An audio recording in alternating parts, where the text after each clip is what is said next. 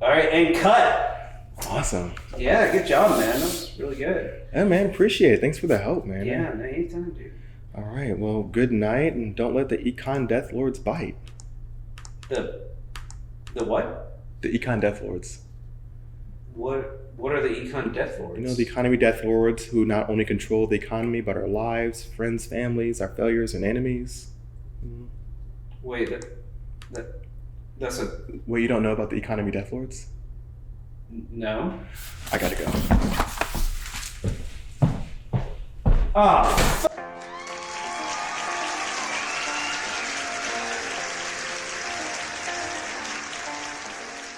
Hello and welcome back to the economy lately. That's right, we're back to back, South. We're back to back. Yeah.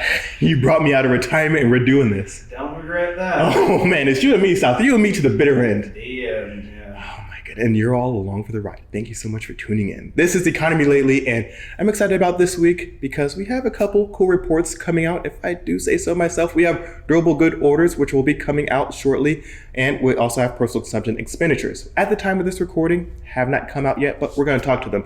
Personal consumption expenditures, PCE. Wait, what? PCE. Oh. Personal Sorry, consumption. sorry. PCE, South. Sorry. It's a long-winded way of saying consumer spending, and that's going to be a cool one to jump into in just a moment here, but starting off with durable goods. Durable goods, which you might be asking yourself, hey, Anthony, what's a durable good? Well, I'm glad you asked. Wait. That's like stuff you can recycle, right? I gotta ask Danny Gomez about that. Oh, okay. I mean, durable good usually means that it has a shelf life of 3 years or more. So, like model girlfriends. no, Oh, never mind then. those less than 3 years. Durable good orders is definitely an interesting one to look at because it can get broken down into really cool and interesting ways to digest the data. Now, durable goods have shelf life of 3 years or more, and when we look at non-defense capital goods new orders excluding aircraft, which is a long-winded way of saying business-to-business activity, you might ask yourself, why do we take out defense spending in aircraft? Well, glad you asked. Just like your friend that had one too many drinks, that can really start to get volatile. Oh, like Christian Thomas? Just like Christian Thomas. Oh, okay. All right. Wait, did he do something to you? I swear to God. Oh my. We'll talk about this later, Sal. Okay, thank you. Jeez. Christian, what are you doing out there? Anyway, we're looking at non-defense capital goods new orders excluding aircraft. This is going to be one of those areas that can start to throw off a segment if we start to include aircraft and we start to include defense spending. Those are typically made in large quantities and can get volatile and swing the complete trend of the actual data set that we're trying to look at. And so when we're looking at core goods or core capital goods expenditures, that's going to be a really good sign of business to business activity. Right now, we're still seeing that businesses are spending at a pretty rapid pace here. They're getting hit by inflationary pressures as well, but the rate of growth is starting to slow. And we're looking at industrial production that started to peak around March of 2022. So in terms of year over year, 12-month moving average rate of growth, which essentially what I'm saying is that the momentum started to ease a bit, but there's still growth nonetheless. And that growth means that it's still going to feed into, that's right, flatbed, faux try. Oh, God. South is beautiful. No. Throw it back up there. Full screen. That's right. We got faux try action here. So when looking at the faux try, you can start to see these trends between flatbed trailers and of course housing, construction, things like that, but manufacturing as well.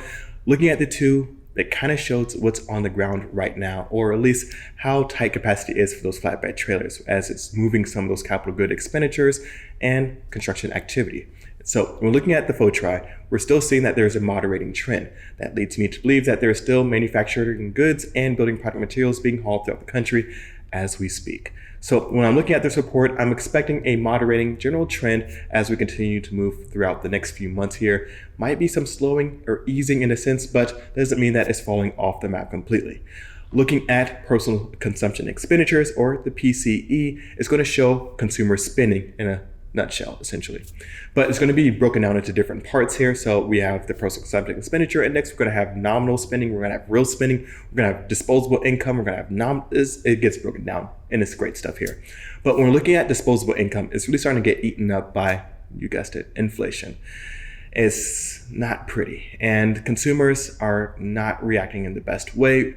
When we look at outstanding credit utilization on a revolving basis or credit card spending, we're seeing that consumers are spending at a pretty rapid pace and they're potentially overextending themselves financially. And so this is going to be a concerning trend because consumers, as you know, moves the economy. And if that spending can get disrupted in a meaningful way, that's really going to be a tailspin here. Because I talk about it all the time in other shows and all my long out, drawn out reports here that the job market is really the last stronghold for the consumer right now. And that is going to be the last thing that can really kind of sweep from under us and really kind of send us reeling in a bad way.